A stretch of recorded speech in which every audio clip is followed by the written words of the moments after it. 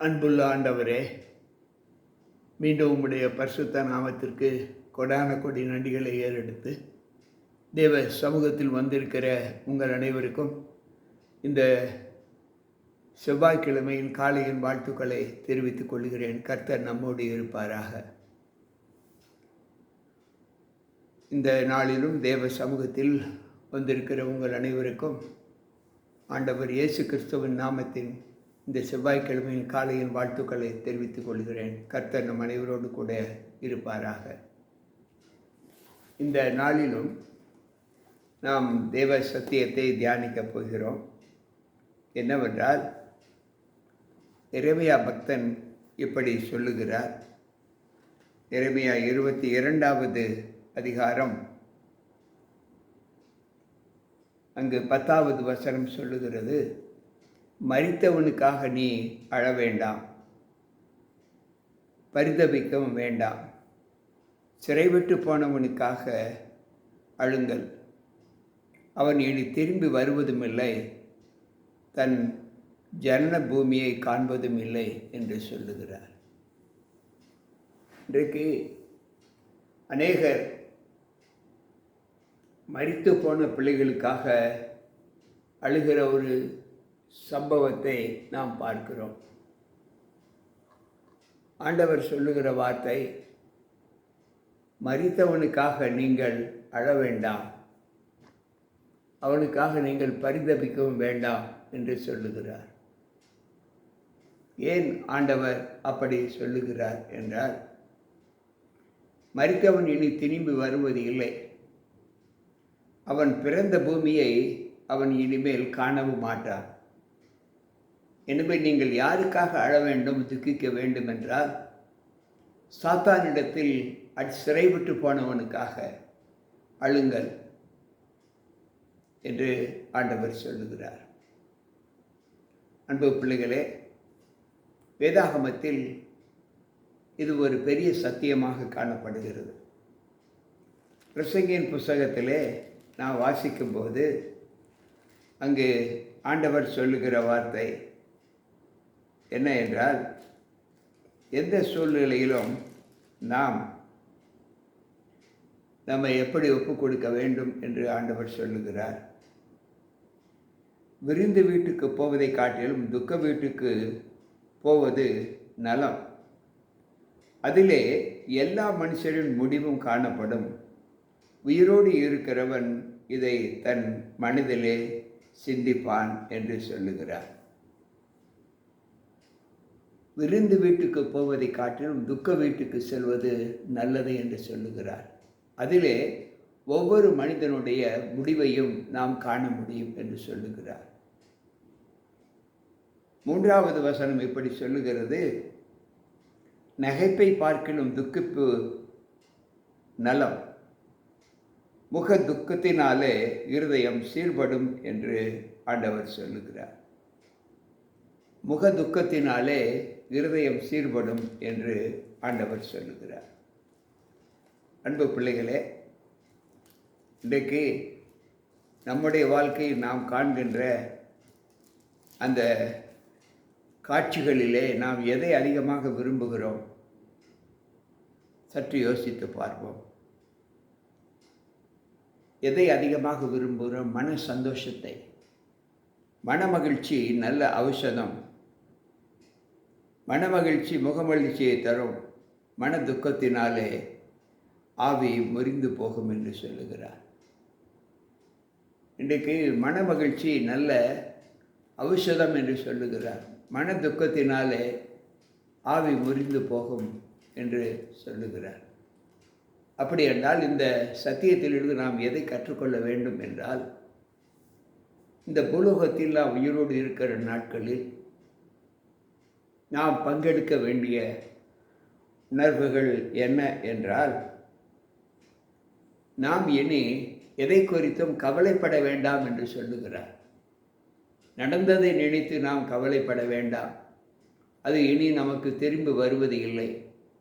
நம்மை விட்டு பிரிந்து போனவர்களை குறித்து கவலைப்பட வேண்டாம், அவர்கள் இனி திரும்பி வர மாட்டார்கள். ஆண்டவர் உயிர்த்தெழும் நாள் மட்டும் நாம் தேவ சமூகத்தில் நம்மை எப்படி ஒப்புக் கொடுக்க வேண்டும் என்று ஆண்டவர் நமக்கு கற்றுக் கொடுக்கிறார். மன துக்கத்தினாலே இருதயம் சீர்படும் என்று சொல்லுகிறார். நீ எவ்வளவுக்கு எவ்வளவு துக்கமுகத்தோடு காண்கிறாயோ அது உன் இருதயத்தை சீர்படுத்தும். அதாவது கவலைப்படுகிறது வேறு, துக்கம் வேறு. இந்த கவலையே தன்னுடைய வாழ்க்கையிலே நாம் பிரதானமாக கொண்டு இருப்பது தவறு. மன துக்கத்தினாலே இருதயம் சீர்படும் என்று சொல்லுகிறார். ஏனென்றால் அழுது நம்முடைய பாரங்களை எல்லாம் தேவ சமூகத்தில் ஒப்புக் கொடுக்கும்போது நம்முடைய இருதயம் மிகவும் வியாகுலப்படாமல் சற்று நாம் களிப்பெறக்கூடிய, அதாவது மிகுந்த சமாதானத்தை கொடுக்கக்கூடியதாக காணப்படும். ஆனால் வருத்தப்பட்டு பிரயோஜனம் படுகிறவனுக்கு அதனால் என்ன பலன்? ஒரு பலனும் இல்லை. ஆண்டவர் சொல்லுகிற வார்த்தை, நீ வருத்தப்பட்டு பிரயாசப்படுகிறவன ஒரு எண்ணத்தை நீ கொண்டிருப்பாயானால் அதனால் உனக்கு என்ன லாபம் என்று ஆண்டவர் சொல்லுகிறார்.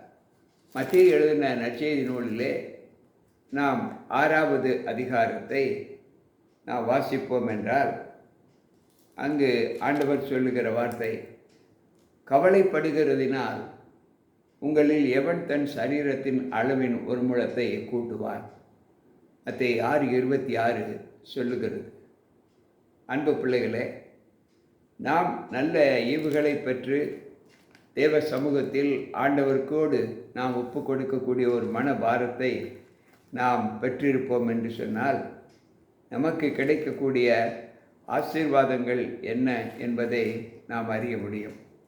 பிரசங்கி 4:6 இப்படி சொல்லுகிறது, வருத்தத்தோடும் மன சஞ்சலத்தோடும் 2 கைப்பிடி நிறைய கொண்டிருப்பதை பார்க்கிலும் அமைதலோடும் 1 கைப்பிடி நிறைய கொண்டிருப்பதே நலம் என்று சொல்லுகிறார். நாம் எந்த சூழ்நிலையிலும் நாம் பிரயாசப்படுவதனால் நமக்கு ஒரு பிரயோஜனமும் இல்லை என்று சொல்லுகிறார். பிரசங்கி 3:9 சொல்லுகிறது, வருத்தப்பட்டு பிரயாசப்படுகிறவனுக்கு அதனால் என்ன பலன் என்று சொல்லுகிறார். அன்பு பிள்ளைகளே, இன்றைக்கு நம்முடைய வாழ்க்கையில் நாம் எதை குறித்து கவலைப்பட வேண்டும் என்றால், நாம் கவலை என்ற சொல்லுக்கு நாம் இடம் கொடுக்கக்கூடாது என்று ஆண்டவர் சொல்லுகிறார்.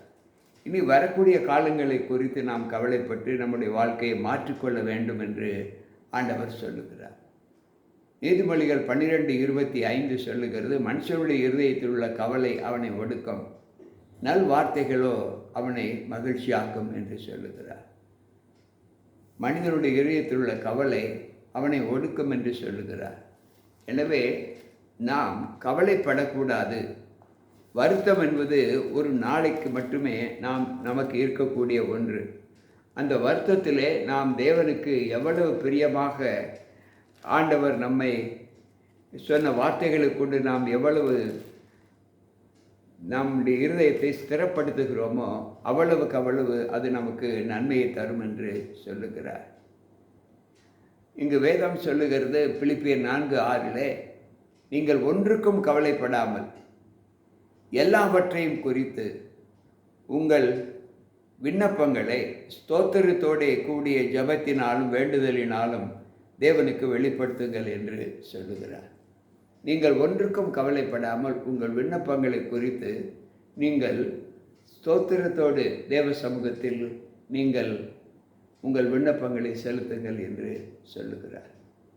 எனவே அன்பான தேவ பிள்ளைகளே, இன்றைக்கு நாம் மரித்து போய்விட்டோம், நம்முடைய பெற்றோர் மரித்து போய்விட்டார்கள், மனைவி மரித்து விட்டால், கணவர் மரித்து விட்டார், பிள்ளைகள் மரித்து விட்டார்கள், இளைஞர் பந்துக்கள் மரித்து விட்டார்கள், உடன் பிறப்புகள் மரித்து விட்டார்கள், சபை மக்கள் மரித்து விட்டார்கள் என்று நாம் கவலைப்பட வேண்டிய அவசியமில்லை. ஏனென்றால் நாம் கவலைப்படுவதனால் அவர்கள் திரும்ப வர மாட்டார்கள். அப்படி என்றால் யாருக்காக நாம் கவலைப்பட வேண்டும் என்றால், சத்துருவு கரத்தில் சத்துருவினிடத்தில் சிறைபெற்று போன பிள்ளைகள் யார் சிறைபெற்று இருக்கிறார்களோ அவர்களை விடுதலையாக்க வேண்டும் என்று, அவர்களை கொண்டு வர வேண்டும் என்று நாம் கவலைப்பட வேண்டும். அப்படிப்பட்ட ஜெபத்திலே நம்மை ஒப்புக் கொடுப்போம் என்று சொன்னால் நம்முடைய வாழ்க்கை மற்றவர்களுக்காக எவ்வளவு பிரயோஜனமுள்ளதாய் காணப்படும் என்பதை அங்கு ஆண்டவர் நமக்கு வெளிப்படுத்தி காண்பிக்கிறார்.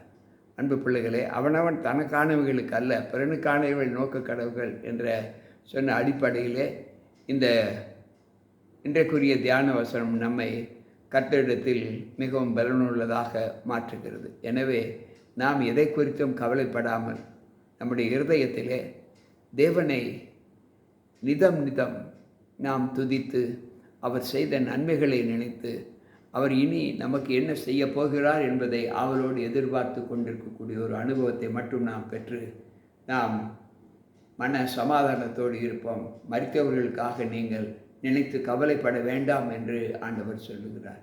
அப்படிப்பட்ட நல்ல வார்த்தைகளை நாம் ஏற்று நம்மை ஆண்டவருக்கு ஒப்பு கொடுப்போம், ஜெபிப்போம். அன்புள்ள ஆண்டவரே, இன்றைக்கு உம்முடைய சத்திய வார்த்தைகளை கேட்ட எங்கள் ஒவ்வொருவருக்குள்ளும் உம்முடைய கிருபை இருந்து பாதுகாத்து நல்ல ஈவுகளினாலே நாங்கள் உம்மை ஆண்டவரே தெரிந்து கொண்ட அதிலே நாங்கள் மனமகிழ்ச்சியாக இருக்க எங்களை பலப்படுத்தும். கேட்டுக்கொண்டிருக்கிற ஒவ்வொரு பிள்ளைகளோடும் அப்படிப்பட்ட தயவு ஒத்தாசை இருந்து காத்துக்கொள்ளும். எல்லாம் வல்ல ஆண்டவர் வரும்போது உம்முடைய ராஜ்யத்தின் பிள்ளைகளாக நாங்கள் அனைவரும் நிற்க எங்களை உம்முடைய கருத்தில் ஒப்புக் கொடுக்கிறோம். இந்த நாளின் துவக்கம் உம்முடைய கருத்தின் ஆசீர்வாதத்தோடு இருந்து பிள்ளைகளுடைய பயணங்கள் எல்லாவற்றிலேயும் பணிகள் எல்லாவற்றிலேயும் உம்முடைய கரமிருந்து எங்களை பலப்படுத்த கிருபை செய்யும். மீட்பர் இயேசு கிறிஸ்துவின் நாமத்தில் ஜெபிக்கிறேன் நல்ல பிதாவே, ஆமென். அன்பு பிள்ளைகளை, மீண்டும் கர்த்தருடைய வார்த்தைகளை கேட்ப தேவ சமூகத்தில் வந்திருக்கிற உங்கள் அனைவருக்கும் இந்த வார்த்தை உங்களுக்கு நல்ல பலனை கொடுக்கும் என்று நான் கர்த்தருக்குள் நம்புகிறேன். மீண்டும் நாளை சந்திப்போம். உங்கள் போதகர் ஜி.கே. ராபர்ட். கர்த்தர் நம்மோடு இருப்பாராக. ஆமென்.